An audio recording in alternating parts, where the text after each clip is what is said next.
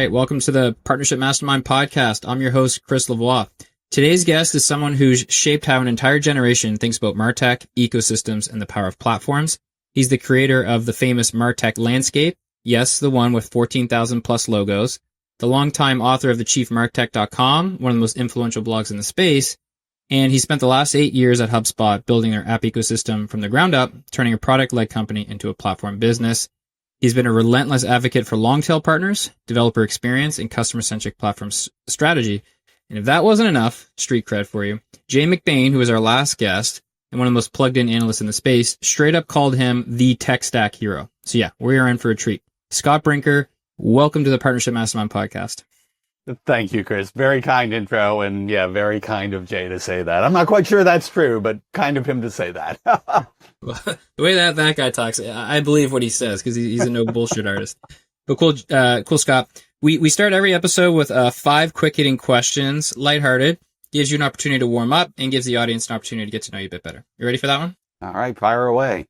Sweet. So yeah, you famously created the MarTech Landscape with I think maybe 14 or 15,000 logos. I need to check. But my first question for you is, what's the dumbest logo placement debate you've ever had? The dumbest logo? Oh, man. Placement. Yeah. I mean, the challenge has always been in MarTech. Well, not for everyone, but so many product marketers believe their mission is to create a category of one. Like, there's our product, and we're the only one that does this. And yeah, you just can't have 15,000 products. And I mean, I don't care what you do. You are not the only one that does that, but it's like so counterproductive because for a lot of buyers, like they're trying to see the picture of like, okay, well, what is a larger category so I can understand the context in which you offer something. So I don't know. I don't have a specific one that comes to mind, but I've had a lot of debates of people telling me like, yeah, you should just create a category for X. And who else is in that category? Well, no one, just us. So how about we have a landscape of 15,000 categories? Yeah, exactly. That's a totally fair answer. And I'm sure that's what they say until they get to the size of, the Microsofts and the Meta. And then they're like, no, we're not a monopoly. No, we're competing with everybody, right? Yeah, look at all these other companies. Yeah, exactly. Cool. Second one for you. Dual degree from Harvard and MIT. Which one gave you more useful ecosystem instincts? Oh, absolutely the MIT one. Yeah. Yeah? Tell us why. Oh, I mean, again, I had the great pleasure to study a bit with Michael Cusimano, who's one of the like early folks really like helping to define platforms in the software industry. Did a lot of work with Microsoft, and so there were just a lot of folks there who were thinking about this. What was the other one? I'm blanking on his name, but he's the guy who had created the lead user concept. I want to say Eric something or another. But this whole idea of like, yeah, even like how companies really learn what works by opening up these platforms in a way and letting users experiment with things and see what those lead users who are sort of pushing the boundaries do. So, no, I got a lot out of that. Love that. Well, I'm glad you had a great time at MIT. I actually Eric did my von Hippel. That's his name. If he's listening, if you're listening, Scott's got your back. Yeah, I'm glad you had a great time at MIT. I actually did my postdoctoral fellowship at Caltech. And as a quick side note, I vividly remember in their like student shop, they'd have these mugs, and it's like, you know what the only thing in common that people who went to MIT and went to Caltech have in common is that they both applied to Caltech. So I'm sure MIT has the equivalent version of that, but Well, I went to the business school of MIT, which, I'm just gonna, nothing against my alma mater there, but like the engineering is a very different level. Totally fair. Cool. All right. Third question for you on the quick 5. If Coopetition was a Marvel character, what would their superpower be? Oh, wow. It's almost like, I don't know.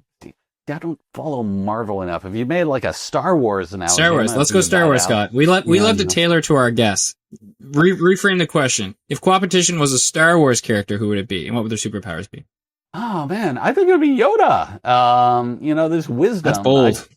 I mean, for me, like, Coopetition is one of, first of all, it's just absolutely prevalent throughout, like, tech ecosystems.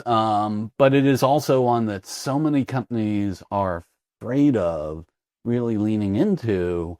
And yet when you actually look out in the real world of how customers are using these things and connecting stuff together, it's all over. It, to me, is one of the most under-leveraged opportunities within platform ecosystem. I'm glad you said that, because we have an entire segment just around that topic just for you, Scott. And we're going to get to that in a bit. Second last quick hitting question. What's the nerdiest thing you love about long tail partners? Which is also a segment coming up later. Oh, they are so close to the cutting edge of what's changing in the world, and what are the problems that people are facing, and what's the new thing that this enables. Yeah, it is real blessing. It is a very hard struggle when you're in that long tail, and getting started and being scrappy and all that. But I think for a lot of, founders and entrepreneurs, that's the moment they are actually closest to the ground truth of like what's actually changing in something. I love it. I love that. And we're going to get to that topic later, but I want to make sure I don't forget this follow-up question if you don't mind. I totally agree with them being like on the cutting edge, but like I imagine from your perspective as the company, say HubSpot as an example, how do you like find the needle in the haystack? If you've got thousands and thousands of partners in your long tail who probabilistically, some of them really are at the cutting edge. How do you actually surface and find those signals to say, oh, wow, this company is on the come up. They're doing something totally different. I think we should really index some resources there. How do you actually detect within your long tail batch where the needle is? Yeah, so it's getting a little bit easier here now with AI, that we're able to, first of all, the more as a platform you're able to instrument what's happening with your customers with all these different ecosystem products. You have the data if you're getting the data in the right place, and now you have more and more of these AI tools that make it easier to sort of mine these things. Not just usage there, but even like some of the things we did at HubSpot is gong recordings, from sales calls and customer success calls. Like you can actually get access to now, programmatically a lot more information about like, wait, what's some of these things that are starting to emerge as trends? That being said, at the end of the day, I think the thing about an ecosystem is it is an illusion that it's somehow controlled by the platform company. It is not controlled by the platform company. The ecosystem lives in its own it's its own organic living thing beyond that core platform. And usually the best signals are not signals that the platform company picks up on.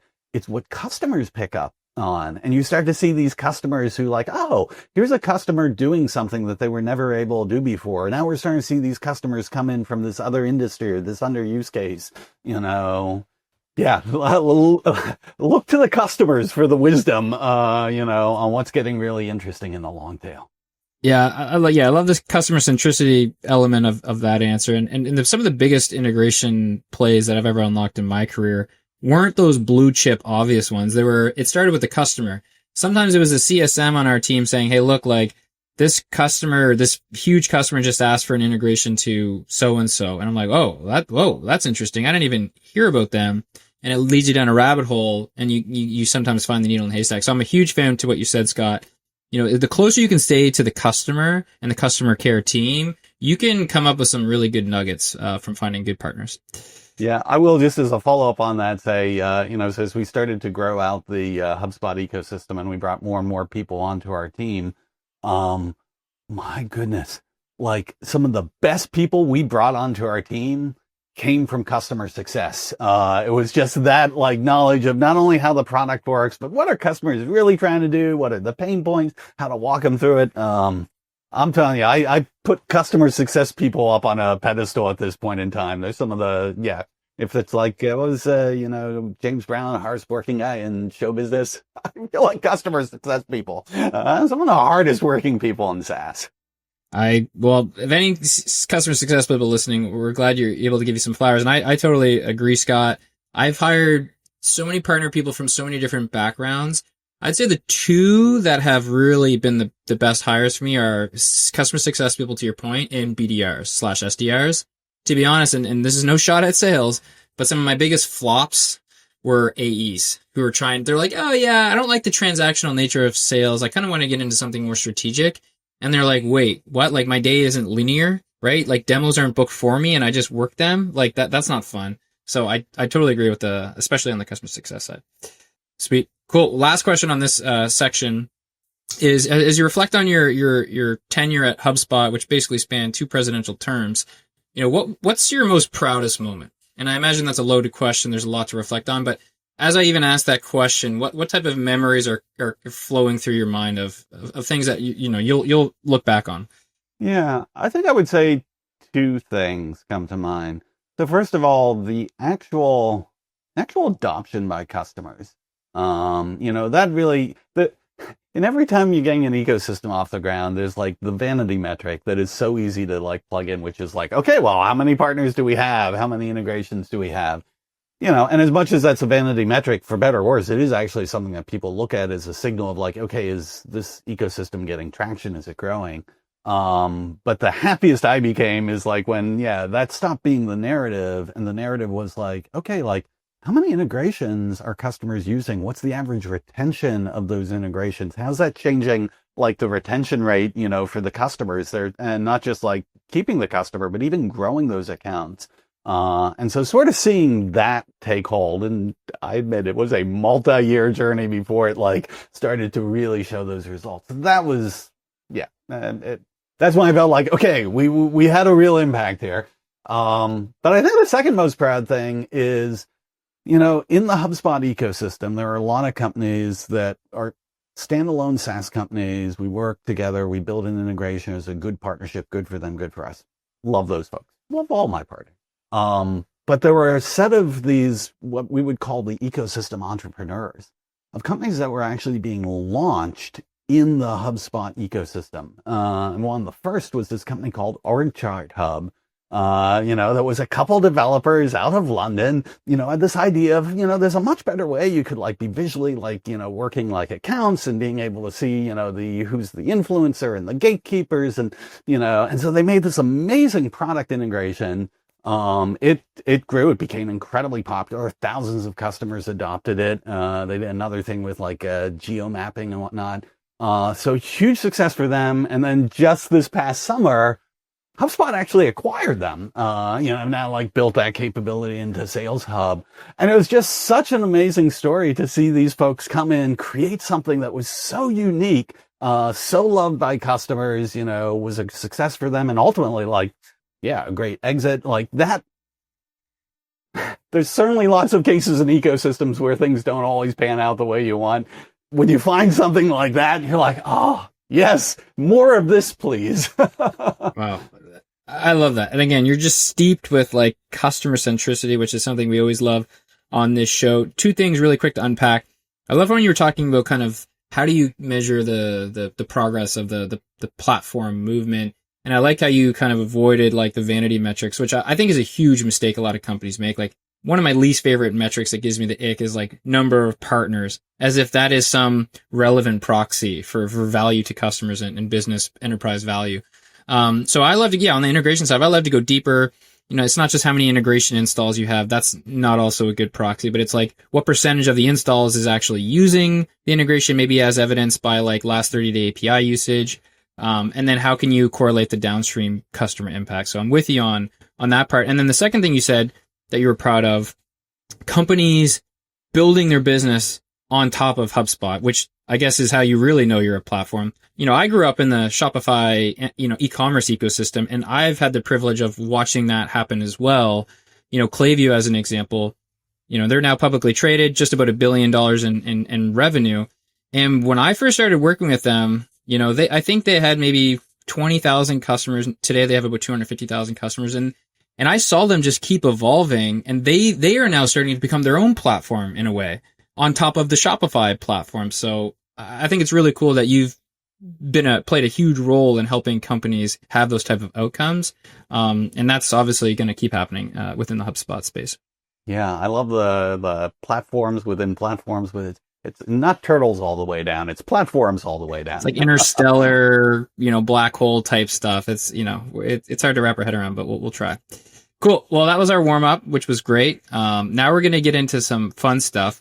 And before we get into the platform strategy in the AI era, I want to rewind a bit and talk about your journey at HubSpot. You started back in 2017 to help turn a product into the platform. The first question I have for you is, you're one of the rare people who has actually lived helping take a company from product to platform. So super simply put, first question, what did that transformation actually feel like inside the company? Right? We'll get into the mechanics of how you and the team actually made this happen. But what did it feel like, especially in those early years as you were starting to actually make this happen? Yeah, I think I would say one of the challenges in making a shift from being a product company to a platform company is the origin stories of companies matter a lot. HubSpot's origin story was, hey, people are trying to string together all this random stuff to get a website and have customers and deal this. Can't we just build all of this into one package and just make it really easy for the small business to plug this in and go, and they don't need anything else? It was truly this all-in-one platform. And HubSpot was incredibly successful with that. So by the time I come in 2017, this is like 10, 12 years later, in their journey, all of their success and growth has been really focused around that sort of all-in-one narrative. Now the vision of Dharmesh and Brian, the co-founders, was always like, okay, well, no, I mean, yes, that'll be a step. We will then, become a larger platform. This will be key to then how we serve new markets beyond the things just we can get build, particularly as the company started looking at really making a move more and more up market. It's a very different dynamic. People aren't going to get just one thing. They've got many things and many needs. And, what they really need is a solution that's going to help connect those things together and make them work well together. But origin story and DNA runs deep.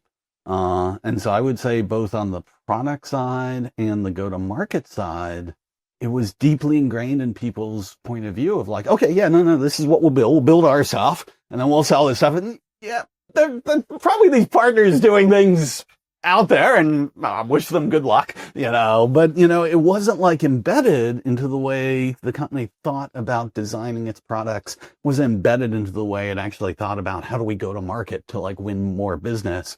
And that was the hardest part, I would say, to change. And again, it's not that people didn't get it intellectually. And certainly the founders, were very clear in their vision on it, but just people get so deeply ingrained in hey, this is how we've always done things. This is how we, we're so successful. Helping people change their mental models on that. I don't know. I guess I'm not saying anything that is actually a new revelation. Turns out change management is hard. Guess what? I discovered that myself. So totally. But I mean, that's real. Having watched, again, I grew up in the e-commerce Shopify ecosystem. So many companies in pursuit of becoming a platform try to horizontalize, often too quickly in pursuit of becoming a platform. And the people that got you to that point are not necessarily the people and persona that are going to get you to becoming the platform, as I'm sure you've seen firsthand. As an example, there's a bunch of ISVs in the Shopify ecosystem who are doing well north of 100 million in ARR. And they got there, pretty quickly. And they've got a good selling motion, a good retention motion, but then those AEs are now sudden tasked with selling across the product suite and ultimately leveraging the platform as well. And they just sell the easiest thing to sell because they're trying to hit quota. So, curious if you observe that within HubSpot candidly of, hey, look, HubSpot was obviously really successful by the time you joined, but in the pursuit of becoming a platform, I'm sure that required a personnel shift, so to speak, across the org to some extent. I mean, it certainly was something that had to evolve. And I would say in HubSpot, we kind of did it in two stages. The first stage was quite frankly focusing on the product side. And so when I first joined this tech ecosystem, act ecosystem thing, we kind of lived off in our own little world. We weren't in the primary product org. We weren't in the primary go-to-market org, which actually was fine for the first just getting started. We didn't have a lot of things, sort of constraining us on what we could personally do. But the flip side of that is we also didn't have a lot of influence over what the core product team did or what the core go-to-market engine did. So very early on when it became clear that okay, if we're going to do anything, we've got to open up this platform. We need the greater extensibility for this. Because if people can't build really, true 1 + 1 = 3 type integrations, purpose-built integrations, I mean, the go-to-market side, like, it doesn't matter that we don't have a great go-to-market engine for it. There's just nothing all that exciting to go to market with.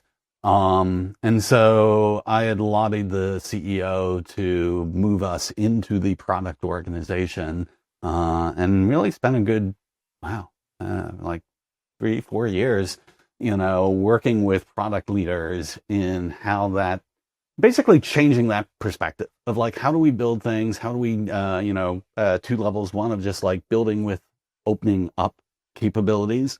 And then second, also, starting to just be a little bit more strategic and thinking about the roadmaps and where do we want to consciously create green space, for partners to be able to do things, or, where are we going to go that might get back to that Coopetition, topic, where we might overlap with a set of partners. Okay, if we're going to do that, how sharply can we define where our strengths are going to be, where their strengths are going to be, have a transparency to how we engage with those partners around that.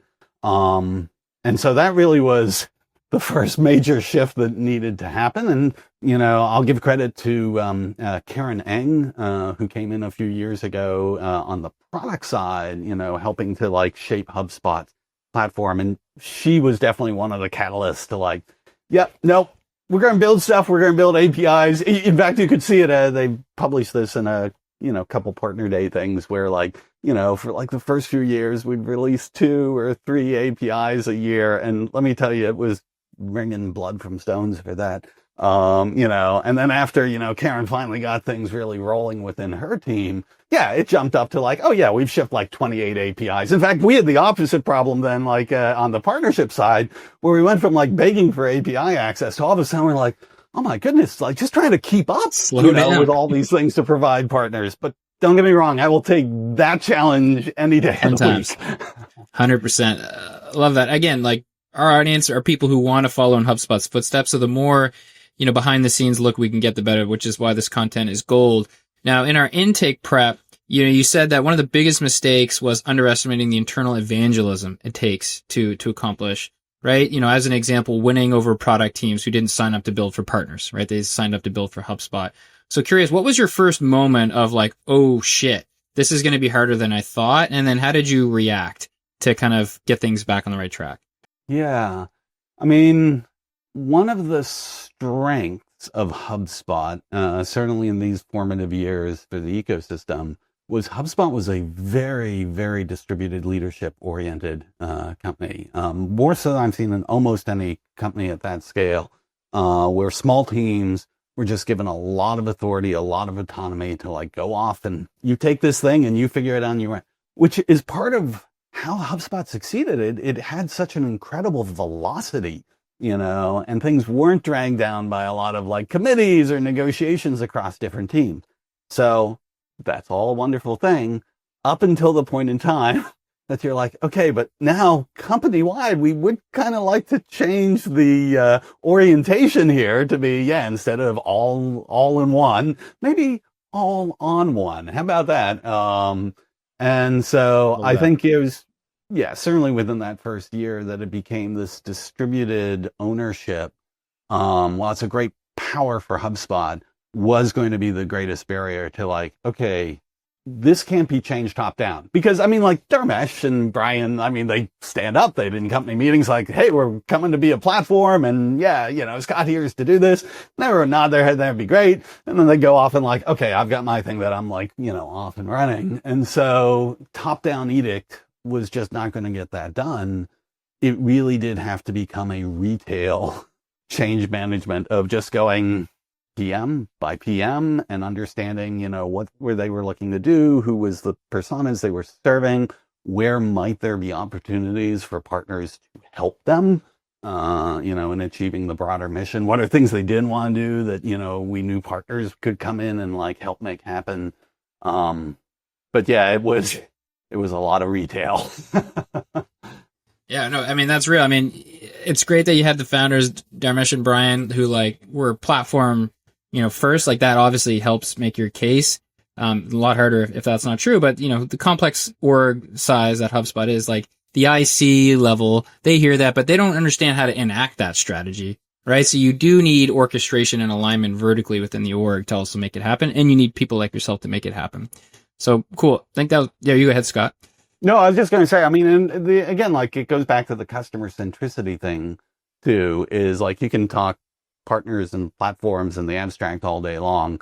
The thing that ended up like, having the most impact on people was actually being able to show very specific customer stories of here's how they're doing this, or want to be able to do this with this partner in HubSpot. And, oh, here's the success they had. And, again, it kind of goes to that distributed leadership thing is, I think, HubSpot was definitely a company that, really appreciated, I mean, you had aggregate data, but they really appreciated like understanding specific stories of customers to really get a flavor for what that's really like. And so that was a big part of helping to make that cultural shift. That's a great share. And it takes us nicely into the next segment where we're going to do a deep dive really on ecosystems versus partnerships. We've been using those terms interchangeably throughout this episode, but I want to get really clear on the definition because I know you have some strong opinions. So the first question I have is, you've said ecosystem model unlocks value that partnerships alone can't. So the question is, what's the fundamental difference in how you think about it? Yeah. And, again, some of this is a little bit of, just like a language thing. So I want to, hopefully not offend, my partnership brethren here. But, the way I distinguish between it is I think of partnerships as in many ways very point to point, because any given relationship between the platform company and a particular partner, every partnership is a bit of a snowflake, right? Including Snowflake. Every partner is a bit of a snowflake, and you like really need a partner manager who understands them. Then, is a human relationship. There is a trust that gets built, and so doing things really with a focus on how do I make this partner successful? What's the opportunity for us jointly for customers? It's a great thing. But it is a bit of a myopia, on that partner. And the things that people I've seen lose track of multiple times is in looking to optimize a particular partnership, they sometimes lose sight of like, okay, well, what are the interaction effects that come out of that, because they're not the only partner in the ecosystem. And if we do this with them and we give them this sort of opportunity, and there's like 5 other competitors of theirs who are like in our ecosystem, okay, what is going to be the effects of that? What about, doing something with a large company when you've got like, these companies in the long tail that are trying to get started? Can you favor the large company? Yes, but like, what's going to be, does that like shut down, opportunities for the long tail to, so it's just all these things where I feel like individual partner relationships should be managed as a true partnership. But I think you need the team to also be able to step back and look at the system dynamics. System sort of within the word itself, right? What are the system dynamics, and make sure that you're keeping that in like a coherent fashion as well too.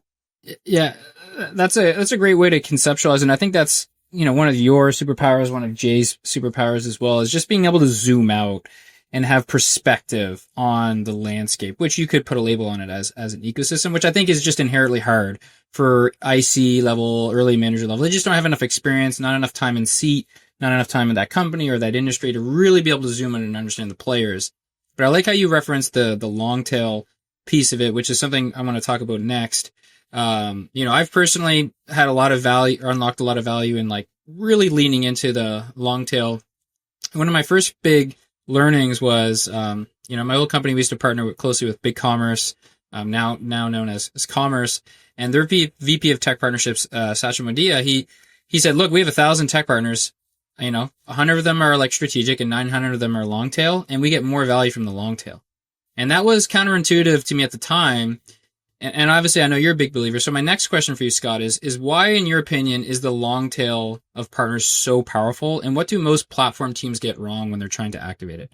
Yeah, I think one of my meta beliefs of what's happening in the software industry, you see it from that crazy MarTech landscape, is we have gone from a world where there was a scarcity, of software solutions out there because, 20, 30 years ago, if you wanted to build a software product, just tens of millions of dollars and years, and and we're in an environment now where the barriers to entry in software are very, very low. One of the things that is unlocked, there's pros and cons to how this environment has changed, but one of the things that's a really big pro is this ability to now have solutions that really tailor such a wide diversity of, needs or situations or capabilities that people want. One of the phrases I've always appreciated as a software developer myself was this idea of opinionated software. I think one of the ways you get a hit software product, is it's not just the mechanics of it, it's that you have an opinion of like, what is the right way to do this? And like, let's make software that makes it really easy for people to do that way. And that's a wonderful thing, because then for people who agree with that opinion, oh my goodness, like life is golden. But the emphasis should be on the word opinion, because there's going to be a whole bunch of other people out there who have different opinions, And so this is one of the things, like when you're a product company, if you're going to really lean into that strategy of, we have opinionated software, that's great. But you're sort of narrowing your TAM to like people who tend to share that opinion or can be converted to that opinion. The power of a platform is to say, well, wait a second. Yeah, we'll have exact capabilities in our platform with our opinions and whatnot. But everything else in this ecosystem becomes a whole bunch of different opinions that, customers are now free to choose which ones actually match their opinions of, how they want to work and how they want to get things done. And the truth is, it's just an infinite number of options there, an infinite number of possibilities. Now, they're not all equal in scale, but this is where, like, the long tail, like, it's the only way you solve addressing that incredibly diverse range of opinions that a very large customer base can have. Without that, I mean, you don't need a platform. Then you need like a handful of big partnerships and call it a day. I love that. I mean, I love the opinionated analogy. I think that's really clever, and I'm certainly sold on it. I think obviously the long tail, not just the commercial upside, but it certainly de-risks, not being able to support your customers on very acute cases, right? Sheer probabilistically, if the more of those partners you have, especially in an integrated sense, you should be able to support your customer a lot better. I think that's a clear upside that most companies can wrap their head around. But on the downside, maybe as a deterrent, is that concept of coopetition. Because you could also argue, hey, like the more partners you have, chances are the more you're going to come up against each other, right? In a Venn diagram of sense, right? I know you're a big believer that coopetition is a good thing, which we teased earlier. So my next question here is, why should more leaders lean into that instead of avoiding overlap at all costs, which you and I both see all the time? Yeah, I think this is the difference between what I would call the product manager hat versus the true platform hat here. The product manager hat, and again, no offense to product managers, but in many ways their mission is like, okay, what is this thing that I am going to solve? And I'm going to solve this the best in the world. I mean, like, product managers, this is part of what makes them so good at their job, is they just take so much pride in trying to figure out, like, okay, what is the best way to solve this for customers? And I'm going to do this better than anyone else. It's an inherent, competitive spirit. And it's actually a really good thing, right? This is how innovation happens. This is how it moves forward. You want them to have that competitive spirit to it. But there is another level at which someone thinking of this from a platform perspective is like, listen, I win if they use my platform. I don't care if they use your product feature for this, Mr. Product Manager, or someone else's. It doesn't matter. We win anyway. And that's something that it's very hard for individual product managers, to get their head wrapped around. And I'm not even sure that they should, because again, their focus on like, can we just do this ourselves? Can we do this better than that? That's again, part of their superpower. But most companies, the way in which they price. So I'll give a really good example of this. Like, say Sales Hub, on the HubSpot platform, primarily a seat-based license to date. There's probably a whole episode where we could talk about pricing evolution in the world of AI, but like, okay, people would buy seats to Sales Hub And within that seat, you would have a whole bundle of capabilities. Now, some of those capabilities would be the stuff that a given customer would be like, yeah, I love this capability, this capability, this capability. Oh, this other one, I don't really like that one. In fact, actually, there's this other product that I like the way they do that capability better. I'd like to integrate that to HubSpot. So here's the thing, is if you're looking at it from like the highest level of like HubSpot's interest, that is a wonderful thing. It is in no way taking away any amount of revenue from HubSpot, because we're still getting the same seat license, whether they used our feature or, the feature from that other company. And if anything, it's accretive, because like the likelihood of us actually retaining that customer, them succeeding, them growing, goes up. But if you're the product manager who was the one responsible for that feature, that now the customer said like, yeah, I don't like the way you've done that. I like this other company, the way they've done it. That's where the rub gets, that's sort of like the heart of, the sort of Coopetition friction, that you see. But again, if you're looking at it from a platform perspective, like you win, you win. It's like the beauty of the platform, but it's, so hard, I think, for some people to like, appreciate that, that substitution of feature is actually a win for you. It's not a loss. Yeah, I mean, that was such a fun listen, and I love that you talked about like the product team angle of it, because that's actually brings us to the next segment of the episode, which is one of the topics I'm most excited to talk about, is the developer experience element of this all, right? We've been talking pretty high level, a lot of GTM type stuff, but really at the core of this all is the product people is enabling these other companies to develop, against HubSpot's APIs, et cetera, et cetera. So one of my next questions for you is, you wrote one of my favorite tactical guides on how to build, the so-called lovable SaaS platform, right? So help the audience understand what a lovable SaaS platform is, and, how should a platform team be thinking about that? Yeah, I'm so glad that piece resonated with you. Yeah, we put that together within the first few months of me joining HubSpot. Just trying to even like get a North Star of like, what do we think we need to do this really well? And you're right, like the developer component of it is crucial. Particularly when you start thinking about like the long tail.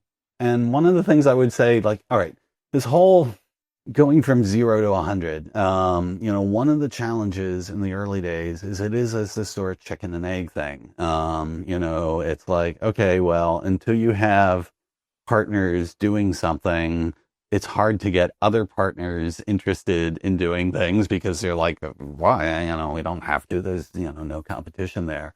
And so when you're the scrappy new player on the block,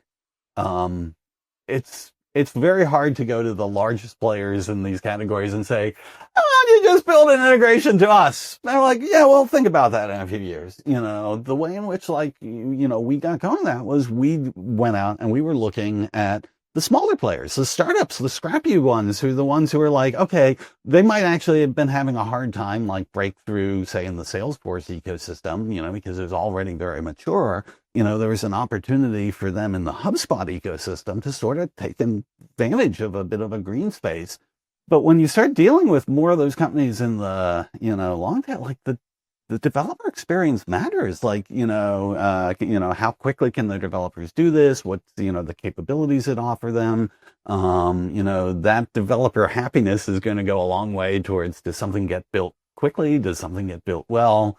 And you need those things to be built to then even like start to get that momentum for the platform. So yeah, developer experience.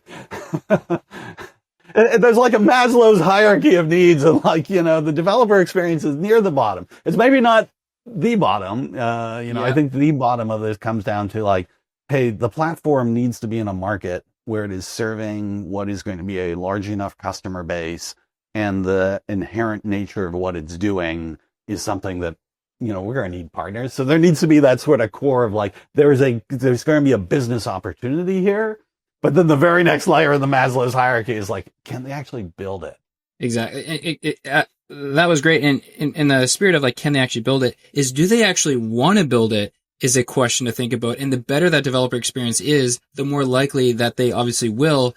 And I really think that developers are such an influential stakeholder in standing up what could be a multi 8, 9, 10 figure type business opportunity between these partnerships in some cases, because the developers are the ones boots on the ground. They're the closest to the action. And if some developer, frontline developer at a company who's considering building into, say, HubSpot, if they have a poor experience on the front end, that will infect that entire company. They are highly influential. They'll go back to that company and be like, oh, I'm not saying this about HubSpot, like so-and-so's API is garbage, the developer experience is garbage. They couldn't even set me up with a sandbox account correctly in the first week. Like, it's a total joke. Let's park this one for 6 months. Like, one single developer getting started on your developer platform, if they have a bad experience, it can completely become pervasive throughout their org, which can, butterfly effect, can totally alter the course of that would-be partnership. So, Scott, maybe I'll give you the microphone back to just double down on how important the actual developers are, because they're the ones who actually are making the magic happen in the first place. So how important are they in this story? Yeah, well, also one of the things I should be careful here because, while my focus at HubSpot was on these official app partners, companies building packaged applications or packaged integrations for HubSpot, the truth is the HubSpot ecosystem is much larger than that. And to my genuine belief that it is ultimately an ecosystem, play, there are all these other factors of individual customers who might want to customize, what they do with HubSpot. Can they develop things on top of that? That citation I gave earlier of Eric von Hippel, for lead users. Well, to actually get lead users and to get that innovation into this stuff, you have to have the ability for them to start to tinker and do those things. And they, more so even than say, a SaaS company that might be okay, developer, you might not like this experience, but suck it up and build it anyway.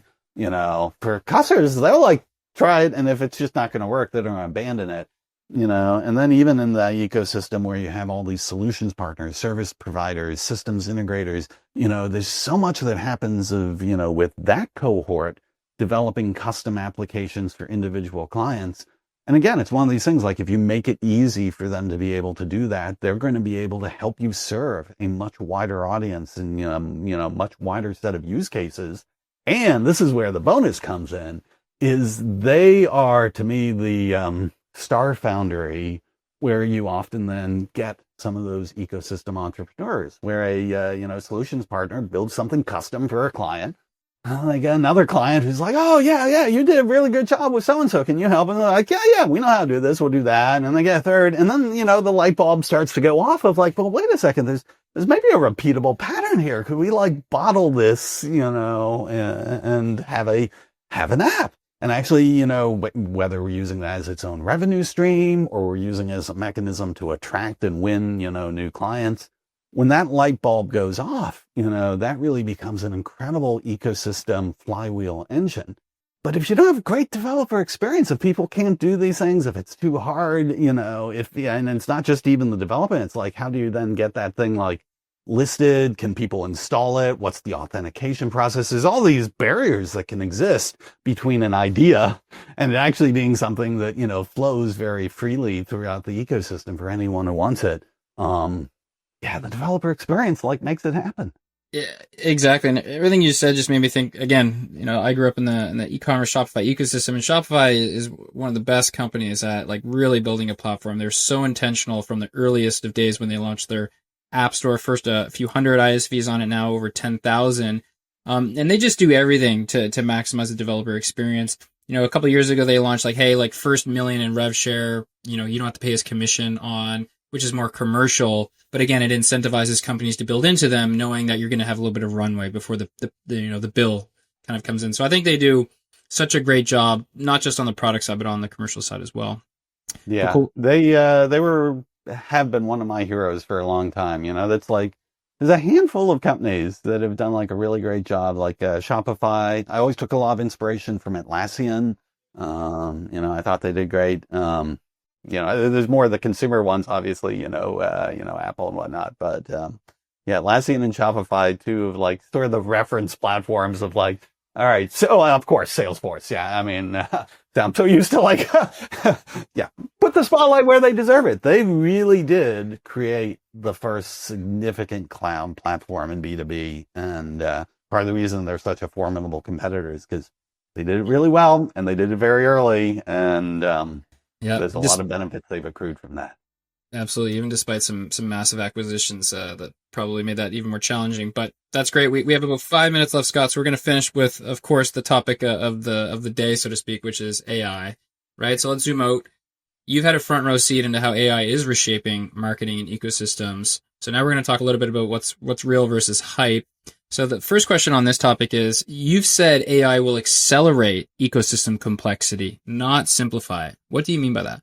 Yeah, I mean, I think it's just this ability for people to build more things. I mean, customers can build more things. I mean, the whole vibe coding thing, depending on where you are at this point, you may like laugh hysterically at the concept of vibe coding or be like, no, wow, that's actually powerful. Play it out over the next year or two. There's just going to be a lot of people creating a lot of things. AI is going to be independently like creating a lot of things. You're going to have a lot more of these like sort of disposable or on-demand little apps or agents that get created. They do something and then they go away, and that's fine. It's just like, it is going to be a very different environment than the software world as we've known it, from previous years. And so I look at that as actually a great opportunity for platforms. Because so many of these things with AI, when you look at through the lens of like, okay, this empowers me as an individual to create X, and I couldn't have done that before, but I can create X, and it's hyper-focused for what I need and my mission and this experience. That's lovely, but, businesses can't actually survive like having 8,000 people each doing their own thing, and off. It needs that sort of cohesion. It needs that center of gravity to it.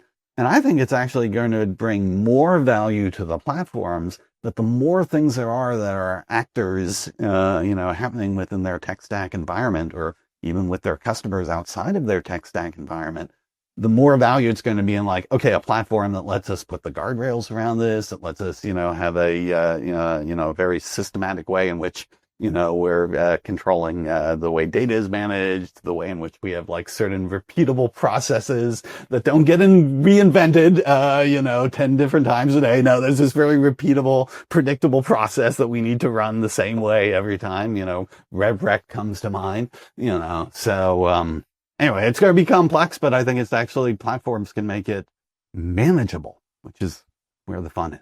Yeah, that's fascinating. And listening to you, some words that come to mind for me are when you talk about just like how everyone at a company, for instance, could be vibing and coming up with these ideas. Like it sounds really cool in theory, but there's actually some risks with that, like the volatility and preponderance of ideas and innovation. The entropy of that can be quite hard to wrap your arms around as a company. So my second last question to wrap up the interview is, like, who are the foremost responsible people at a company for making sure they set those guardrails of like, hey, look, we foster a culture of innovation, but, don't go too crazy, right? Because, we do need to be directionally focused on our core strategy. So how do you, say you're a CEO of let's just say a Series C tech company today. How would you kind of balance, the need to be innovative and fast, but also not letting things, everyone succumb to shiny object syndrome, which I am for sure seeing happen right now inside of a lot of companies that I talk to. So how would you kind of balance that as a CEO, as an example? Yeah, how can you not have a bit of shiny object syndrome when you keep getting all these memos being published by the CEOs being like, you guys need to figure out how to use a whole bunch of AI in your job or you're fired. So people are like, well, I better find me some shiny objects fast. I think there are multiple layers to this. Governance is definitely going to take a village. Maybe just in the interest of time, let's just take it at two levels. One, there is an underlying data layer that increasingly this is what we're seeing cloud data warehouses and lakehouses used as. And I think that is typically primarily owned by a data team or an IT team. And they really need to be the ones to like, okay, there's going to be a set of guardrails. Here's going to be a standards of how we get data into this, how we define it, how we're going to manage permissions around it. That's the Lord's work. You need to get that, in place. Then you can start talking about like these platforms that are going to be more about particular domains. So for instance, in the go-to-market domain, which would be where you would have like a, HubSpot or a Salesforce or something like that. It's typically then the rev ops, marketing ops, sales ops teams, who are the ones responsible for actually managing that platform, and again, it's now just sort of this next level up of like, okay, What are we going to give individuals permissions to do? Are there certain, frameworks in which like, hey, you can take this thing, you can modify these 3 pieces, you can't modify, this outer thing. Do you give people a little bit of like a sandbox type environment where, okay, they can experiment in getting something out there, but it's like a lab, and who it reaches. So I don't know. It is not a simple thing, but like you basically need a lot of your ops teams coordinating on. We're going to be the keepers of the coherence. Keepers of coherence. I think that is a great line. I love that. I think that's a good way to conceptualize it. The last question for you, Scott, just to take us home. This is more future thinking. What's one belief that you hold about the future of partnerships that you hope will age well over the next decade? Oh, it is absolutely an ecosystem world. And I mean, like the stuff happening here right now with AI makes it even more so. And when I say an ecosystem world, it's not just tech companies. Again, the process of building and managing an ecosystem is something that's had such heavy technical overhead associated with it because, integrations, every integration is different for different platforms, so there's a whole bunch of other companies that in theory in other lines of businesses could have leveraged a lot more of ecosystem dynamics, but the technical barriers, were just too high to justify that. You're starting to see with the emergence of things like this MCP standard and a number of other standards actually around AI, if we can like simplify some of the technical integration levels of this, we're going to open up the ability for people to lean more into like the true partnership opportunities of like, okay, yeah. We aren't held back, by these technical things. We actually now can start to think from a business perspective. What are the ways we could work together and collaborate? And how quickly can we do that? How quickly can we test it? How can we get in market and learn and iterate? I think ecosystems are going to be, it's going to be the golden age of ecosystems here for the next 10 years. Yeah, I love that. That was inspiring, and it definitely clarified some things in my head. The way I think about it, which is going to sound weird, is like almost like the collision of galaxies, so to speak, right? Which, if you're a space nerd, will happen. But galaxies being ecosystems, right? Whereas before, maybe they were forbidden to come too close to each other for technical constraints. But it sounds like what you're saying, Scott, is like, look, those technical constraints are going to go by the wayside. So now people, these ecosystems are going to be able to be more dynamic. And if we can wrap our arms around them, we can actually move them in the right direction. You've said it more eloquently than I did. I clearly watch too much sci-fi and space stuff, so that helped me out there. But look, Scott, we're at time. I seriously can't thank you enough. You're by far one of the most energetic guests I've ever had on this pod. So thank you so much. I can't wait to get this episode out. Thanks for having me, Chris. Take care.